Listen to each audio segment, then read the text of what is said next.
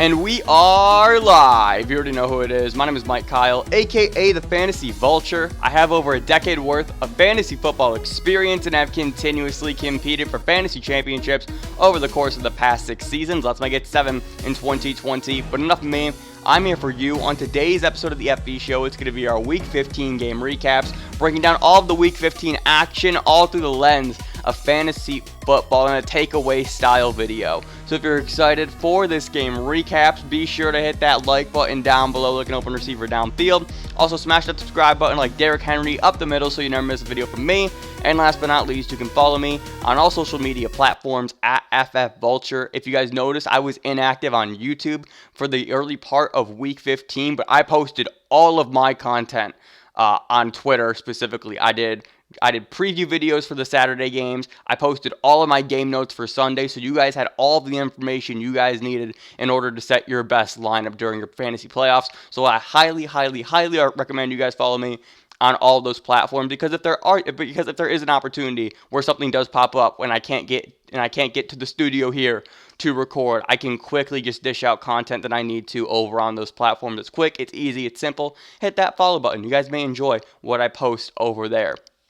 But before we dive into Week 15, for the first time in Fantasy Vulture history, and honestly for the first time in my content creation career spanning over a decade, we have a sponsor for today's video. That is right, I am teaming up with Thrive Fantasy. Now, what is Thrive Fantasy, you might ask? But buddy, let me tell you, because I am obsessed.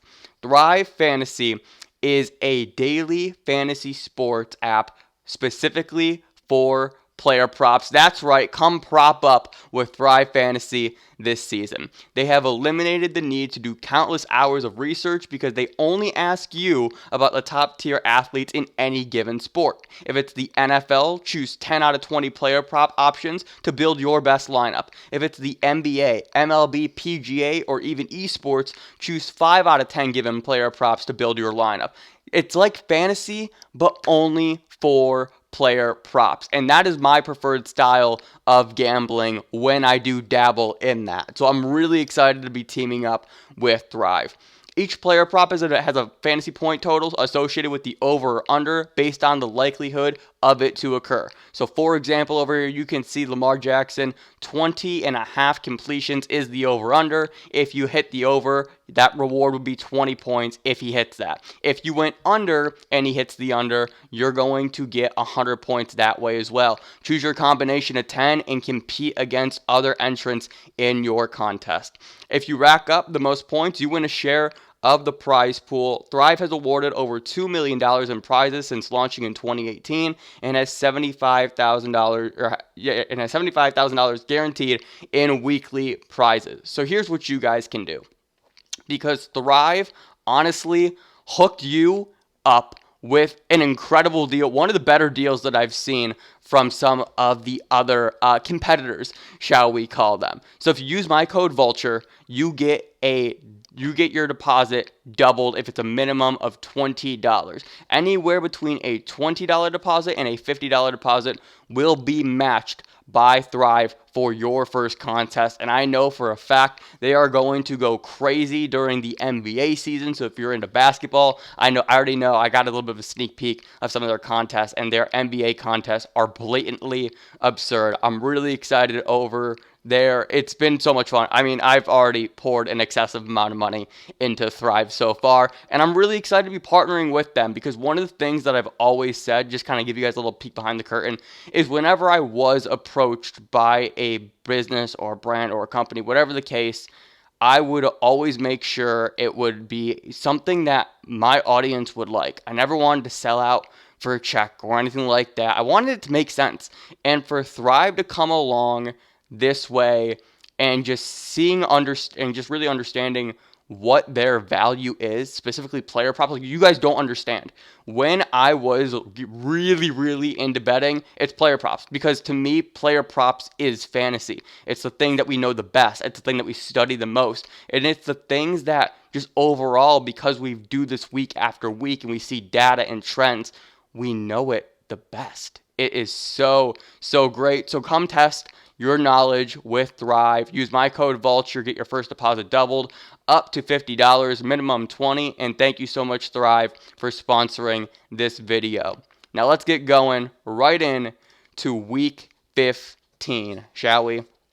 We're going to start off with the Chargers and the Raiders, our Thursday night game, and we have to start with Keenan Allen, who laid a dud of a performance, battling that hamstring injury all week long. And the thing that makes it hurt the most, you guys already know this, is before the game, he went up to the camera and he said, "Don't sit me." And look, if your own fantasy player is telling you, "Don't sit me," there's no way in hell you're sitting him, right? And it resulted in about 25% of the snaps, one catch, I believe it was like 7 yards. And that's just the way it fell for Keenan Allen, and it is so disappointing because he gave you the vote of confidence that you needed in order to play him. And unfortunately, he just wasn't able to see the results that we were all hoping he would, trying to battle through that hamstring injury. But Austin Eckler, speaking of some injury-ridden players right now, Austin Eckler coming back from his injury. Look, I'll say it right now. I think Austin Eckler is one of the best floor plays in fantasy football. With the receiving work that he gets, with the consistent rushing attempts that he gets as well, it's just this combination of you're pretty much guaranteed 70 yards from him every single week, and you'll take that from your running back too. Obviously, the big issue and the big drawback with Austin Eckler is the fact that he doesn't get the goal line touches that we all would like him to. But if he has a floor like that and the opportunity to get in the end zone with the way that this Chargers offense moves, by all means, I think he should absolutely be okay going forward for fantasy. And we all know if you have Austin Eckler right now and you were able to make it to your fantasy playoffs, you are absolutely riding him throughout the rest of the season. Big storyline here for the Raiders, though, is that Derek Carr left this game with a pretty gruesome groin injury, kind of scrambled outside the pocket, was fading out of bounds, and just really tightened up, and he went to the locker room pretty much immediately. Mariota came in, a.k.a. Mariota, because Mariota came in and had, I believe he was QB5 on the week. Puts up 26 fantasy points, which is kind of speaks also how bad the Chargers defense has been this year.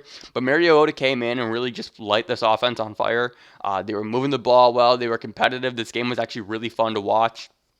And just seeing Mariota do some things with his offense that Derek Carr kind of has been able to do. Mariota comes in, has 88 rushing yards, right? And that really is just one of the things where it adds a different facet to an offense, a different layer. And that's something that defenses just can't prepare for on the fly, right? So I think we've talked about this enough.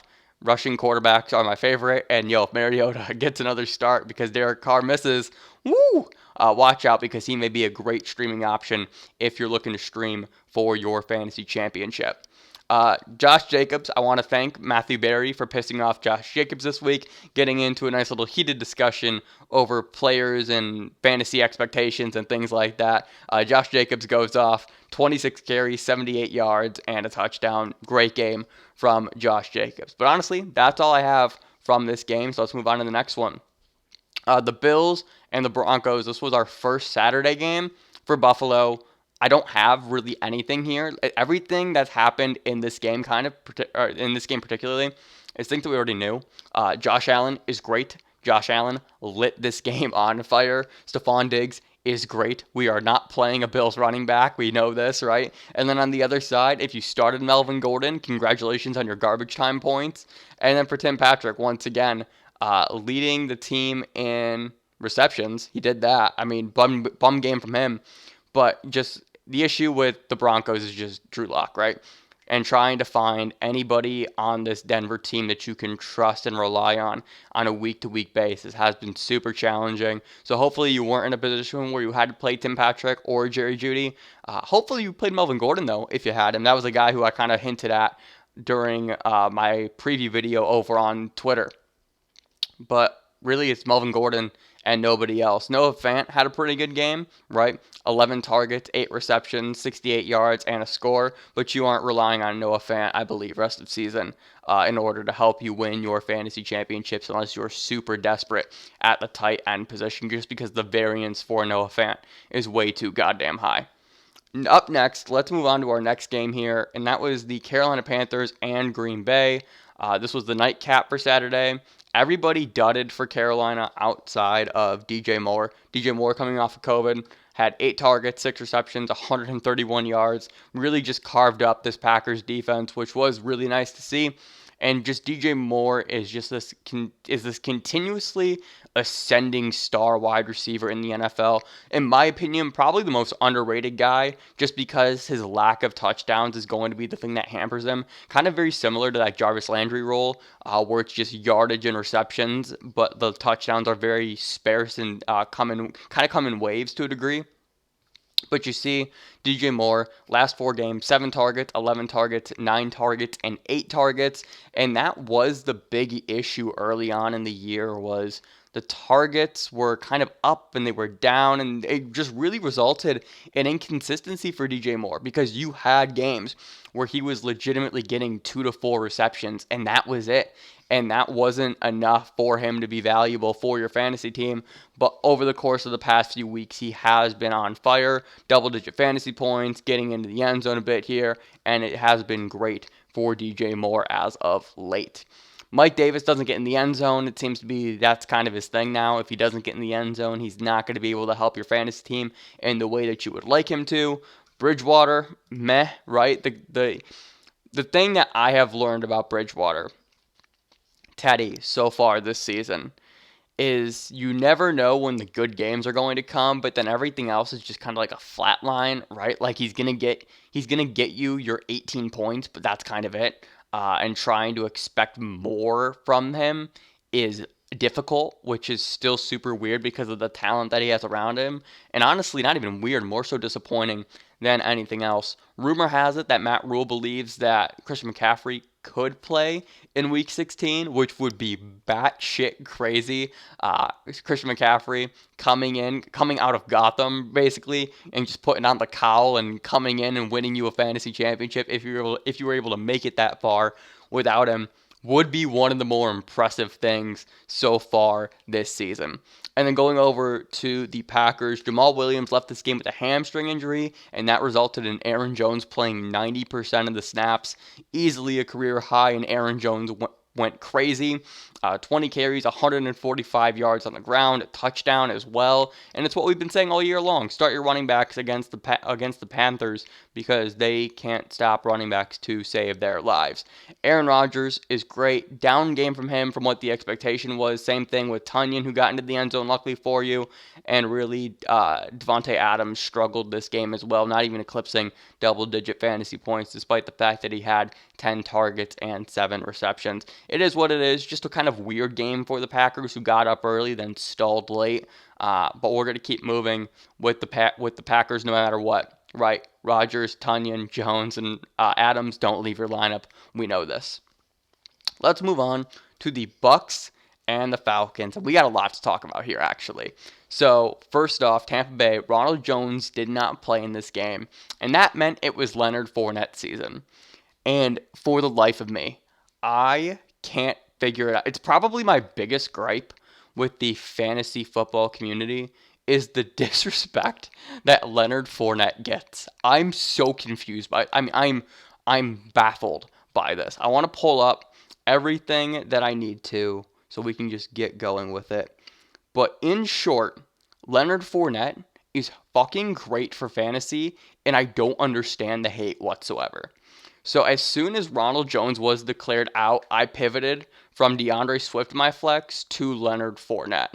And the reason why is because I knew that Ronald Jones without Fournette was getting 20 carries a game, and I knew that I knew that Fournette just throughout the course of the season was getting 4 to 5 targets a game through the pass game, and that just meant that his touches were going to go up and he'd get more receiving volume, and as a result, why would you sit Leonard Fournette if he's the guy in this Tampa Bay Buccaneers backfield, right? So, Leonard Fournette, since he has entered the league, let's see if we can pull these up. There we go. So, Leonard Fournette, since he has entered the league, has been running back 9, running back 40. Remember, he was hurt in 2018. Running back 7 last year, and is currently running back 36. But the thing that I really want to focus on, I want to go back to that 2018. 2018 when he was running back 40. I'm going to read you off the games that he played, okay? 7, 4. In those 2 games, he both got hurt. 25, 21, 24, 5, 7, 14. When Leonard Fournette is on the field, Leonard Fournette is fucking fantastic. And maybe I should clarify that. When Leonard Fournette is the guy in the backfield, Leonard Fournette is fucking fantastic. I don't understand this logic. Like, as soon as Leonard Fournette was announced as the starter and Ronald Jones was out, smash play. Smash fucking play. Leonard Fournette, 14 carries, 50 yards, and 2 touchdowns. Also hauls in 3 targets for 16 yards. Yes, it was a slow start. Got in the end zone twice. Puts up 18 points in your fantasy playoff. It was so obvious. It was so obvious. I don't understand the hate for Leonard Fournette. Yes, I understand he's inefficient. I don't care. Leonard Fournette's a volume guy. And what do we say about fantasy? It is about volume and talent. And guess what? He has one of them, and he's talented enough to make the most of his volume. Leonard Fournette, if Ronald Jones misses again, Leonard Fournette is in your lineup next week, no matter what. Tom Brady had a great game as well. And this is what the wide receivers for Tampa should do every single week. Antonio Brown, monster touchdowns, 93 yards and a score. Mike Evans, 6 receptions, 110 yards. Chris Godwin, 4 receptions, 36 yards and a score. The big 3 wide receivers for Tampa Bay all score double digits, and it's something that I want to see happen more consistently because all of those guys are super talented and should have the ability to get that done on a week-to-week basis. But going back to Atlanta real quick, the Atlanta running backs are dead. Todd Gurley had 1 carry, and it was just announced this morning that Raheem Morris has announced that Todd Gurley's role has changed. He is now the backup running back. Todd Gurley's droppable entirely. If you haven't already, I was holding out hope just in case one of my other running backs got injured and I needed a spot start. But you look at what Todd Gurley has done since the bye week. I talked about it last week. Seeing less than 35% of the snaps, seeing less than 10 opportunities a game. And guys, Todd Gurley's dead. And that is fucking crazy to me, right? This was a guy who just gets in the end zone. It's all that he does. And is he really starting to turn into Jordan Howard that we saw earlier in this year?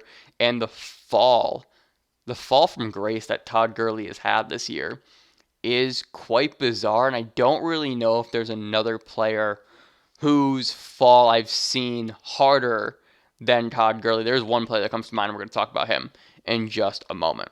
So, Atlanta running backs, they're all dead. I don't care. It's not Ito Smith. It's not Brian Hill. It's not Todd Gurley. I'm staying away from that backfield for the rest of the season.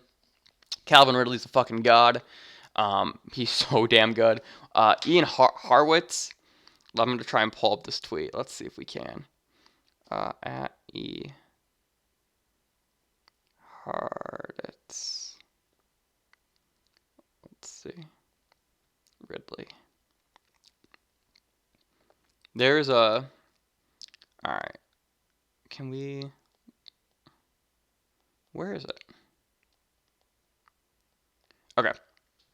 So, Ian Hartwitz, I want to say a PFF, yes, a Pro Football Focus, tweets out this every single week, it feels like. Calvin Ridley in 17 career games with 8+ targets. The numbers are insane. And I could go through all 17 games, but here's what you need to know. Calvin Ridley with 8+ targets typically averages about 6 catches per game, about 100 receiving yards, and a touchdown. It is lights out automatic. Calvin Ridley is one of the best wide receivers in the NFL, and I don't think people are fully aware of it yet. I feel like the buzz for Calvin Ridley just isn't there because of Julio, but Calvin Ridley is incredible, and I'd be really interested to know into where Calvin Ridley goes in drafts next season, right? It has to be second round almost, right? Second, third at the latest. And you have to remember this was a guy being drafted in that 4th, 5th round range this year, right? And yes, there was all the hype about in this offseason about how he was going to take over as the number 1. Looks like that is the case, despite Julio, whenever he's been on the field, has been great as well. This tandem in Atlanta is so damn fun to watch. It really is. We just need to see Julio Jones active and healthy more often, right? It's been a rough year for Julio. And then lastly, this is a big one for me, I think. This is the Matt Ryan game that we need more of. Uh, One of the things that's been floating around is Matt Ryan without Julio has struggled, and that is entirely true. But without Julio this game, 34 of 49 for 356 yards and a touchdown. And 3 touchdowns. Matt Ryan was great. Puts up 29 points for you if you started him, if you roll the dice with Matt Ryan this week.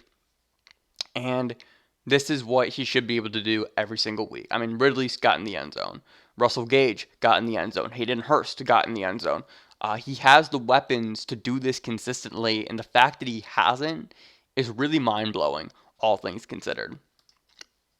Up next, really short one here, the Baltimore Ravens taking on the Jacksonville Jaguars. First off, Baltimore, welcome to the J.K. Dobbins era. It's going to be fun, it's going to be exciting, and it's going to be electric. The J.K. Dobbins season has arrived. We kind of knew this since the bye week, but again, we're looking at 4 straight games with a touchdown, 4 straight games in double-digit fantasy points, and he's just the guy. Mark Ingram was a healthy scratch this game. Mark Ingram played 1 snap last week. It's time. It is time for J.K. Dobbins. And with their schedule the rest of the way, with the Giants and the Bengals, J.K. Dobbins could run haywire and win you your fantasy championship just off him alone. He has the ability, he has the skill set to go nuclear against either of those two teams.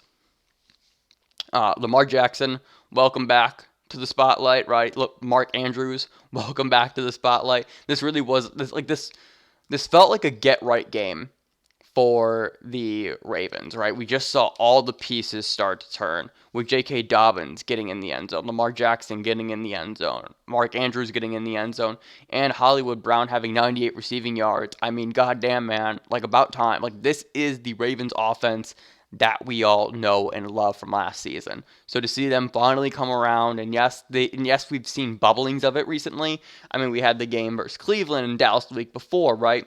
But this was the game that, to me, felt like it all came together. This is the goddamn Ravens team that I know and loved last season. On the other side, James Robinson hurt his ankle, did not return, still got in the, he did not get in the end. Yes, he did get in the end zone, right? It was a receiving touchdown, excuse me. So James Robinson is great. Nothing more needs to be said over there. Up next, the San Francisco 49ers and the Dallas Cowboys. We got to start off with a few things here. First off, Raheem Mostert left the game with an ankle injury. Are we shocked? No. So Raheem Mostert and Jeff Wilson, that little 1-2 punch. Mostert didn't play great, really. 14 carries, 68 yards before leaving the game. Jeff Wilson got in the end zone as well as had 60 yards on 60 carries. And if Mostert misses again, Jeff Wilson is going to be the guy, and they get Arizona next week. And that's going to be a decent matchup for him, all things considered. But that's going to be a great matchup for Brandon Ayuk, who is on fire. His last 3 games, 18 points, 16.9, and this week he had 17.8. With no Deebo Samuel, with no George Kittle, who may be returning next week. We'll see what happens. Brandon Ayuk is the offense. 9 targets, 16 targets, 13 targets. And it's just, he's so good. He's so good. I talked about this when they drafted him. They cloned Deebo Samuel with Brandon Ayuk. They are the exact same players. They're both the yard after catch machines. And to see Ayuk come along this quickly, very similar to what Deebo Samuel did, is super dope. Because they can just have these two guys crisscrossing routes and George Kittle streaking up the middle. And this offense, with the right quarterback, I think, in play, could be unstoppable. They really do have the pieces at the receiving core. They have the running backs to rotate in and out. If they just get a quarterback, I think, that can really just take advantage of them carving it up down the middle, they could be in business. And we all know, how great that defense could be when fully healthy. So I'm really excited about San Fran's outlook going forward because this team still is so damn young. They are so damn young, and they can do incredible damage going forward. Last thing here for Dallas, let's move over here. Zeke was inactive. Kind of came as a surprise, but I even said in my notes, in my preview notes for Sunday, I was not going to play Zeke in this game, but if you played Tony Pollard, oh my God. I picked up Tony Pollard. just kind of as a speculative ad. I wasn't going to play him, but I knew that my opponent had Devontae Parker in his lineup, and there was a chance that he could have picked up Tony Pollard and started him with the news that Zeke was going to miss. And I went ahead. I had an open bench spot, picked up Pollard ahead of time, just kind of in case, like if Zeke missed again, like what can Pollard do for me? And Pollard came in and was great. And Pollard's been great all year. And it's one of the things that I've been talking a little bit more and more about. Zeke is in a timeshare. And Tony Pollard has been pretty good when he's been on the field. So Pollard in this game, 12 carries, 69 yards, and 2 touchdowns. Also caught 6 balls for 63 yards. I mean, he finished the game with 28 fantasy points. And this was a guy who was kind of like basically a spot start for you, right? If you lucked into having Tony Pollard on your bench, if you were able to scoop him up and you needed a plug and play guy, I mean, Pollard came through for you in a way that I don't think you could have ever imagined, right? Merry Christmas and happy holidays from Tony fucking Pollard. And that's all I got for this game. Let's dive over to Houston and Indy. The Colts remain tied with the Tennessee Titans at 10-4 atop the AFC South. Deshaun Watson matchup proof. We got to start there. I've kind of talked about this before, but with no Will Fuller again and kind of not even like a hobbled Brandon Cooks because he was active for this game, but still like with Brandon Cooks, Chad Henson, Kiki QT, again, just what Deshaun Watson does with the lack of weapons around him on a week in, week out basis is so goddamn impressive. Watson in this game, I was hesitant playing him. I think I put this in my notes. I was hesitant playing Watson, and he comes through for you with 26 fantasy points, 33 of 41 for 373 yards, 2 touchdowns. I mean, my God. What more? Like, Deshaun Watson legitimately might be Superman, if you want to break it down. I want to talk about David Johnson real quick. He is the most consistent running back in fantasy football. Pretty much every single game he's played outside of one and excluding the injury game, he's been in double-digit fantasy points. He's been super solid, super consistent. The joke that I've been making is he's a 40-yard guy and gets in the end zone as well to get you your 10. But even in this game, he had 11 targets, 11 receptions for 106 receiving yards. What a game. What a game from David Johnson. Kind of a revival game of sorts. What else do we got here? For Indy, kind of the big one for me here, and just really cementing it more than anything, Jonathan Taylor's season. The rookie running backs are here. They are coming on strong. Jonathan Taylor played 70% of the snaps, 16 carries, 83 yards, and a score. Also had 5 targets as well. It's his backfield now. Like, Nyheim Hines for me is droppable. Jordan Wilkins is long gone. And Jonathan Taylor needs to be in your lineup every single week because he is talented enough, he is good enough, and he's getting the work and the volume again to be a consistent performer for fantasy football purposes. Up next, let's slide over to the Patriots and the Dolphins. Not a whole lot to say here, honestly. Cam Newton fucking stinks. Washed. Spin cycle, on high, maximum speed. Cam Newton's fucking washed. It is wild, right? We talked about Todd Gurley's fall from grace earlier, and Cam Newton's fall is mind-blowing. It is catastrophic. It is destructive. It is apocalyptic. I don't know if I've ever seen a player hit rock bottom fast enough than Cam Newton, who is only 31 years old, right? In an era where quarterbacks can play 38 to 40, right? I mean, Brady's 42 exception, but like 38-year-old Aaron Rodgers, right? I think Big Ben's 39. Cam Newton at 31, who won an MVP 4 or 5 years ago, is broken. Just broken, right? The only reason that Cam's been relevant this year for fantasy is because of the rushing ability, which speaks to just how broken of a cheat code that is. That's a conversation for another day, and it's why we exploit it all the time. But just watching Cam Newton throw the ball this season, and yes, the weapons in New England suck, so that doesn't help him either. But it's embarrassing, right? It's really, really bad. Like, he just barely eclipsed 200 passing yards, and that is the 4th time all year where he's eclipsed 200.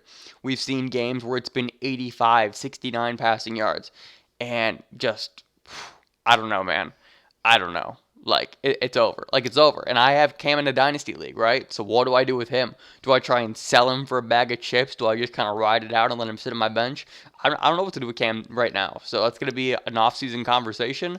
But right now, truthfully, I may just cut him outright. I mean, I picked up Jalen Hurts, and I think Hurts is going to be the guy for Philly going forward. More on that in just a little bit. So what Cam Newton's future is whoo, I don't know. But truthfully, it does not look good to me. On the other side here, with the Dolphins, Salvin Ahmed, I just got a question here. Where do these Miami running backs come from? Right? We saw Myles Gaskin pop off earlier in the year. Now it's Salvin Ahmed, who's done it a few times so far this season. I think this really just speaks to what Miami is building, where they have this secret talent, this hidden talent evaluation, where they're just kind of plugging and playing guys, and they're performing at a really high level. Gaskin's the guy who came out of nowhere. Ahmed is a guy who's played well when he's gotten his opportunity. 122 rushing yards, and a touchdown in this game. It has been really impressive. Myles Gaskin should be back next week, coming off the COVID list, and we'll see what happens with this backfield once that happens. But I'm a bit worried, I think, honestly, right? Because what do these Dolphins do in the run game? Is Myles Gaskin dead going forward? Is Salvin Ahmed going to get the opportunity? Are they going to even draft a running back in this draft? Is that a position of need, do they feel like? So there's a lot of questions and speculations around the Dolphins' backfield right now, and that's one of the things that I'm really keeping my eye on during the final 2 weeks of the season. Let's move to the Bears and the Vikings here real quick. I've talked about this for, at this point, 4 weeks now, I feel like. David Montgomery's green light. It's green. He doesn't leave your lineup. For the past 7 weeks now at this point, past 8 weeks, I apologize. Literally the past 8 weeks. You look at his matchups, and they're all green. And if you guys know what green means in fantasy, that means go ahead and, it's green light, you start them. And what David Montgomery's doing right now, 32 carries in this game, 146 yards and 2 touchdowns. I don't know, right? Somebody asked me, and I was asked this question, and it was, do you think David Montgomery's good? And I really thought about it, and I'm like, I think so, right? Montgomery always had the talent. It just he never looked like this fast, agile running back or anything like that, right? It just didn't translate in the NFL. But the thing that he always had was volume. And this happened early this year as well with Mitch Trubisky, right? This offense just kind of moves a little bit differently with Mitch under center. It's a little bit more up-tempo. Yes, there are still some inaccuracies. It is what it is, right? But this offense moves a little bit more up-tempo. They're able to put more points up on the board. And as a result, Montgomery can just kind of cook, right? He's still going to get the ball 20 times a game. With no Tariq Cohen, he's the pass-catching running back here. I mean, we've talked about it all year long. He's getting 6 targets a game, for crying out loud. And,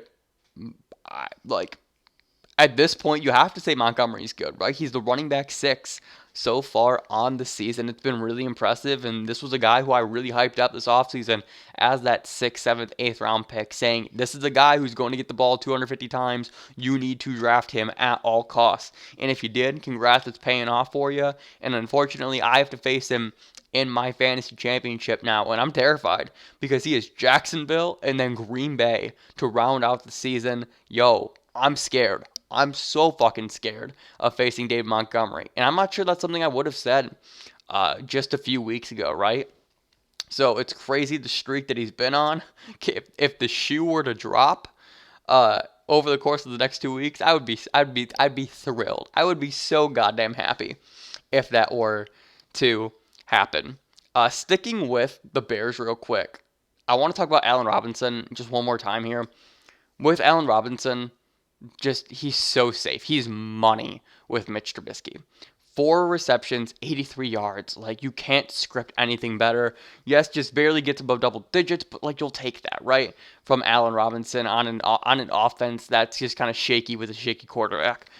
So to see Allen Robinson just continue to prosper, continue to get targeted with Mitch Trubisky is it warms my heart, right? Because that was my big concern with my team going into the playoffs is what was I going to get from Allen Robinson? And so far, it's been great game after great game, and hopefully that continues with their schedule upcoming.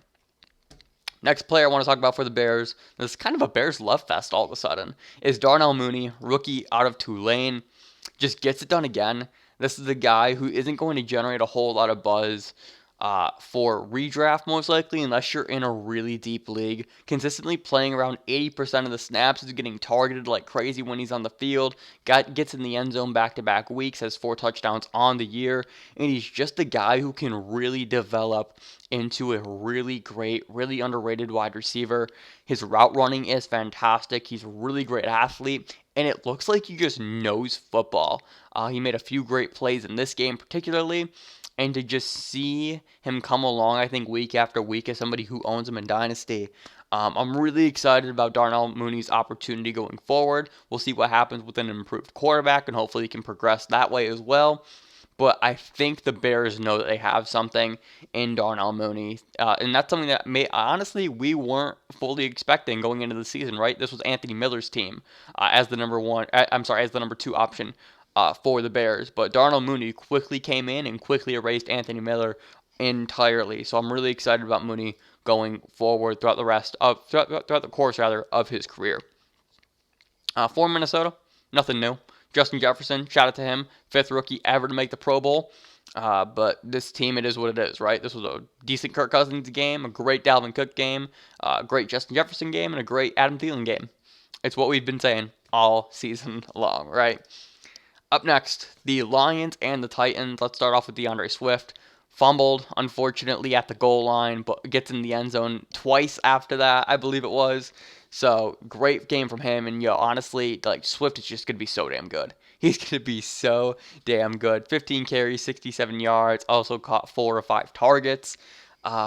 And he's just this new weapon for this offense, right?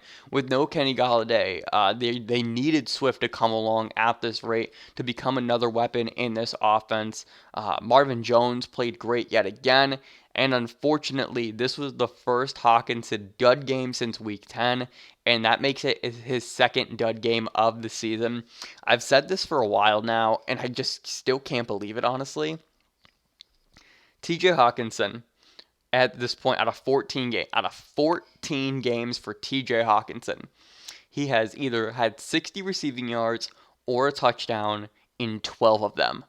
He is so consistent, so talented, so good, an emerging star tight end in this league, and currently the number 4 tight end on the year.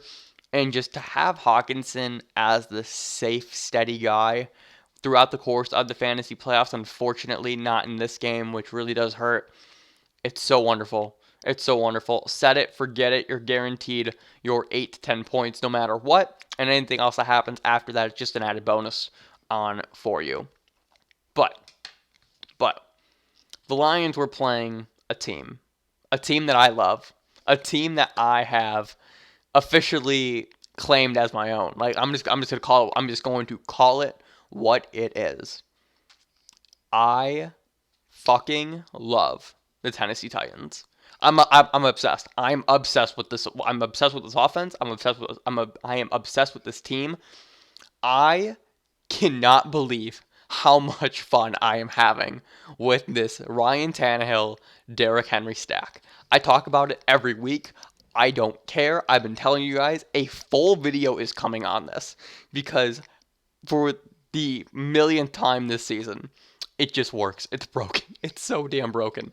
Ryan Tannehill had 5 touchdowns in this game, 273 yards, 21 rushing yards, finishes with 37 fantasy points for you. Derrick Henry, 24 fantasy points. A.J. Brown gets in the end zone. Corey Davis gets in the end zone off a bomb. Jonnu Smith had a fine game, 5 receptions for 52 yards. I mean, what more can you say about, they just roll. This offense just roll. And they roll in a way that's very different from honestly the only other offense I can compare the Titans to is the Packers because it's very, very similar in structure outside of the fact that Derrick Henry is a power running back and Aaron Jones is the more athletic one, right?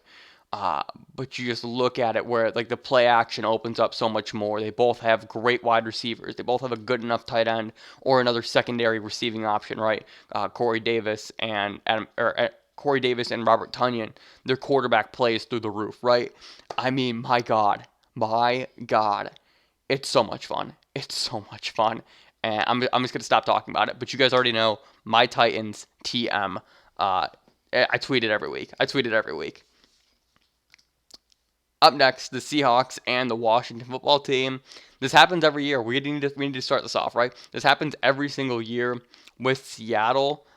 They start off hot and they cool off, specifically with Russell Wilson. I'm going to pull this up real quick. This is from my good friend Frank Amarante, right? Yeah. Yes. I'm sorry. Frank Is it? I actually don't know how to say Frank's last name. Is it Amarante or Frank Amarant? Amarante sounds kind of cool, so I'm gonna roll with that. Anyway, he's from Roto World. So Russell Wilson has faded in the second half for the second consecutive season. Weeks 1 through 9 in 2019, 25 points per game, quarterback 2. Weeks 10 through 17, 2019, 15 points per game, quarterback 27. Week 1 through 9, 2020, 29 points per game, quarterback 2.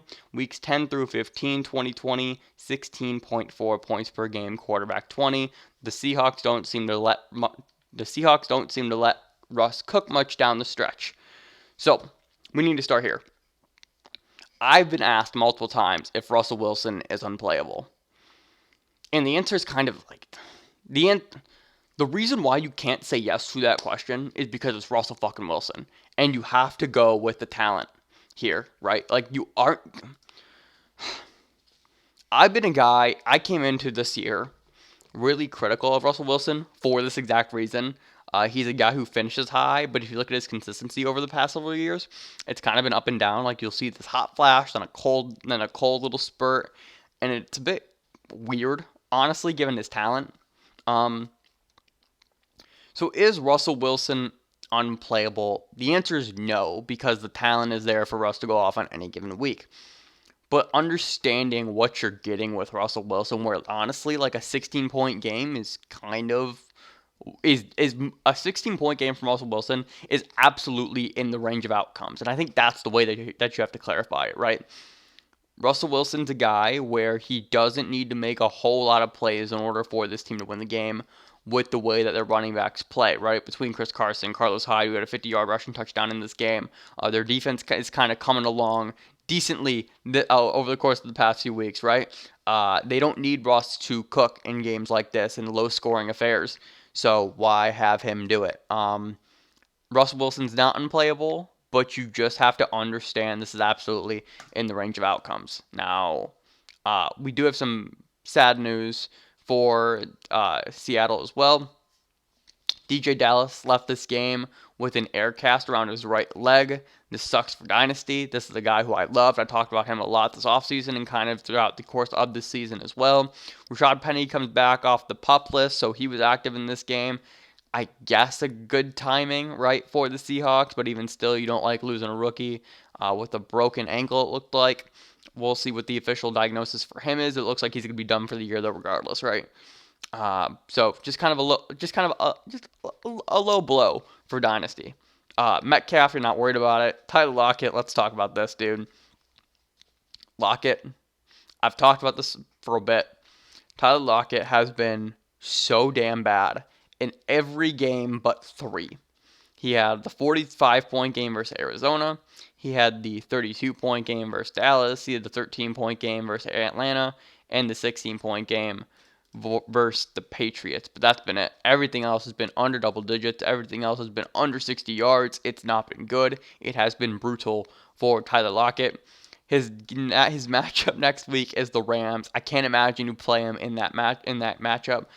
Even though it kind of makes sense because if Jalen Ramsey is shadowing DK Metcalf, it then means that Tyler Lockett kind of becomes the number one option. but I don't think you can rely on it. We saw what the Rams defense did to the Seahawks team earlier this year, and there's really just no need to try and put yourself in that position. Going over to Washington here real quick, I just want to talk about Logan Thomas real quick. 15 targets, 13 receptions, 101 yards. He's been emerging as of late. You look at his game log over the course of the past 3 games: 9 targets, 7 targets, 15. Hyper involved, getting into the end zone, and this is a guy that we all have been kind of buzzing about just a little bit, especially this offseason, but it never just fully materialized until recently. This is a guy that needs to be added on Dynasty. Hopefully he already is. If you're in a deeper league, you can look to him as your tight end option, or honestly, even with Carolina and Philadelphia coming up, and with the way that nobody's really emerged in this Washington pass game, I mean, you can probably flex. Not flex is the wrong word.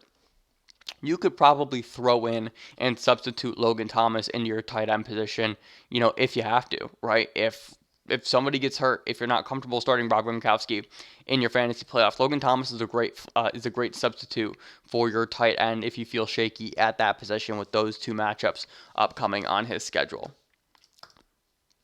Let's shift to the Eagles and the Cardinals, one of the games of the week, to be honest. And where do we start? Other than Philadelphia, and Jalen Hurts is fucking incredible. I can't. Well, I was gonna say I can't believe it, but the fact of the matter is I can. I tweeted, this was in. I'm trying to think of the day that it was. It must have been in September. Let's try and pull this up. I have a tweet that we're not gonna pull. It's fine. I have a tweet that says I would take Jalen Hurts number 1 overall, and it's not close. I have the tweets, I have the receipts, and this is why. Jalen Hurts is a winner. They lost this game, but you can see what he does to an offense. Adam Lefko was on Mita Kimes' podcast this past week saying how he's talked to guys in the Eagles locker room, and they are ecstatic. They are excited. They are re-energized with Jalen Hurts in the lineup. And Hurts comes in and balls out yet again. 24 of 44. Yes, the completion percentage, man, it is what it is, right? Second start. It can get better. But here's the thing, right? 338 yards, 3 touchdowns, 63 rushing yards, and another score that way. Jalen Hurts can just do so many different things on offense, right? The passing, yet there are questions about the passing, but he's a good enough passer to get it done, right? He has the mobility to rush and rack up yards that way and score that way. Like, it's unbelievable, right? There have been guys this year who I've kind of just been keeping tabs on. I've talked about this where I'll have Red Zone on one screen and the game and my featured game on the other. Jalen Hurts has been in the featured game for both games that he started, just keeping a really close eye on what he's doing. Taysom Hill's been the other guy who I'm keeping a close eye on, and just looking at some of these next up quarterback. We'll call them next up quarterbacks. Looking at these next up quarterbacks who could come in and be something and do damage for fantasy next year. Just trying to get an understanding of what offenses look like with these guys running the show. And honestly, I'm so damn excited. And the reason why I'm so damn excited is because honestly, like this year, right? Ryan Tannehill wasn't supposed to be my quarterback this year. He was kind of this break the glass case of emergency guy that just so happened to work out. But you guys know, like, running quarterbacks are my thing. So the fact that we get 2 potentially next year with Taysom Hill and Jalen Hurts, I'm through the roof because I can get those guys in the 10th or 11th round. And I'll be perfectly okay because I can, get my skill position guys for the first 10 rounds and then hammer quarterback late, and I'm good to go because I know I can get a guy who's going to finish on the top 10, has rushing upside, can get into the end zone that way. And we're going to be smooth sailing for the 3rd straight year, right? So I'm really excited about Jalen Hurts going forward, and just also the fact that he was my favorite quarterback coming out of this draft class. So to see him have success, looks like I know what I'm doing, and that's obviously what I'm here for, right? Quez Watkins, shout out to Quez, gets in the end zone. Rookie out of Southern Miss, I believe it is. Yes, out of Southern Miss, a wide receiver that blatantly I was obsessed with coming out of college. He was a guy whose tape I really loved, and I think he's going to replace Alshon Jeffrey down the line. So just to see him kind of develop that chemistry with Jalen Hurts is really encouraging for me. On the other side, the Cardinals is what it is, right? Hopkins is great. Kyler Murray is great. Kenyon Drake, dud game from him. We're not unaccustomed to it, but he had been playing great leading up to it, so he was kind of due for one. Up next, they get San Fran and the Rams, so that those are kind of two back-to-back tough matchups for this team, and they are currently 8-6, so they need to win in order to make the postseason, and I think, hopefully, that is going to motivate the squad just a little bit more on offense, because we've seen it again. This offense just moves when Kyler Murray is able to run the ball at will. Let's move over to the upset of the millennium, of the century, of the era, right? The New York Jets defeated the Los Angeles Rams in what is one of the most batshit crazy things I've ever seen, right? The Jets get the win. They lose out on Trevor Lawrence, and now what the fuck do they do? Do they take Justin Fields? Do they try and extend Sam Darnold and take a lineman instead? Do they take a different player? Do they take a receiver? Who knows what the Jets do? But I do know, the Jets are in hell. The Jets are in complete hell right now, and it's so wild. It is so damn crazy. I'm not talking about the Jets, though. It is what it is. Tyler Johnson gets in the end zone, and that's the only fantasy guy. You weren't starting him anyway. But for the Rams, I guess we can kind of just move over to that side, right? Robert Woods gets in the end zone, has a really good game, the only Rams player who played well. And the big story here for LA is Cam Akers banged up with an ankle injury, I believe it was. Yes, and he was also already ruled out for Week 16. So to see him... this really does just show this just shows the severity of it to where he's already ruled out. It is currently Monday night as I'm recording this. Actually, it's now Tuesday at 12:41 a.m. To see Akers already ruled out stinks, because this was a guy who had the ability to be a league-winning type of running back for you. Daryl Henderson, if he's on your waiver wire, scoop him up, put him in your lineup. Gets Seattle and Arizona in weeks 16 and 17. Could be a guy who could win you your league as well. And then we got a few more games to talk about here. We got the Chiefs and the Saints. Mahomes is great. Big story here for KC is Clyde Edwards-Helaire, high ankle sprain, really bad looking injury. The fact that it's only an ankle sprain is kind of surprising. I expect him to miss the rest of the regular season, to be honest with you. High ankle sprains stink. It's what Christian McCaffrey had. It's what Saquon Barkley had last year. It's what Michael Thomas had earlier this year. So I fully expect Clyde to miss the rest of the regular season, and they're going to try and get him healthy for the playoffs and really play that one with caution. Travis Kelce's unbelievable. Tyreek Hill's unbelievable. I mean, what more do we have to say here? And then Alvin Kamara is back. The resurgence is here. Gets a receiving touchdown, 6 targets, 3 receptions for 40 yards. Also has 54 receiving yards as well. Drew Brees played well here too. 234 yards and 3 touchdowns.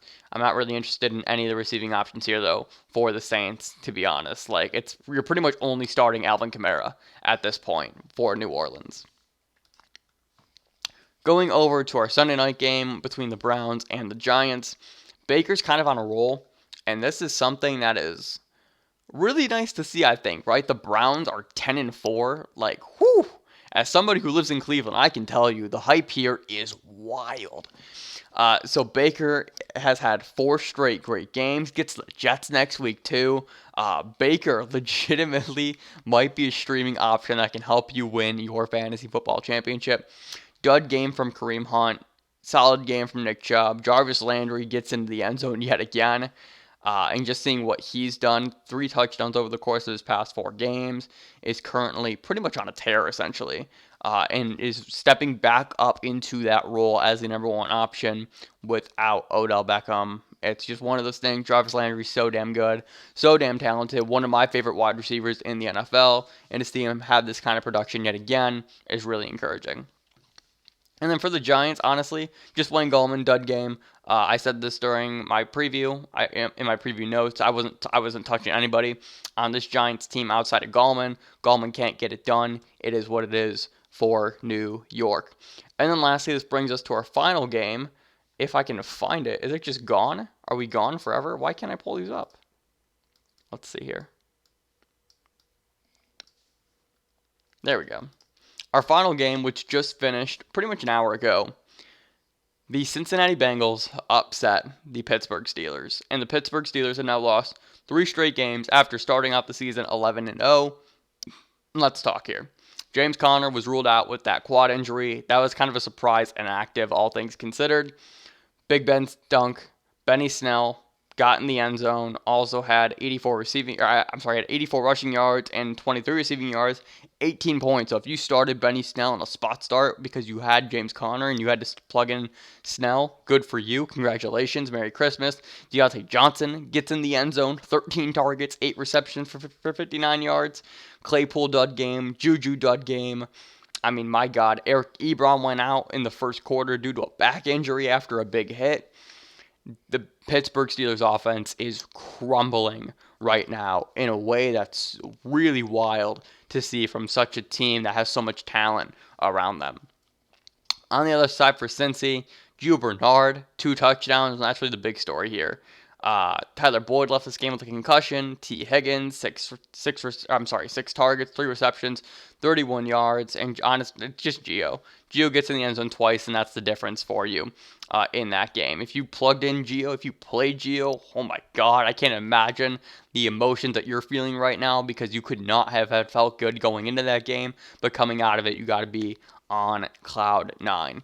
But I think that's going to do it for my Week 15 takeaways video. If you enjoyed, be sure to leave a like and subscribe down below. Try to do this every single week, covering every single game in the NFL.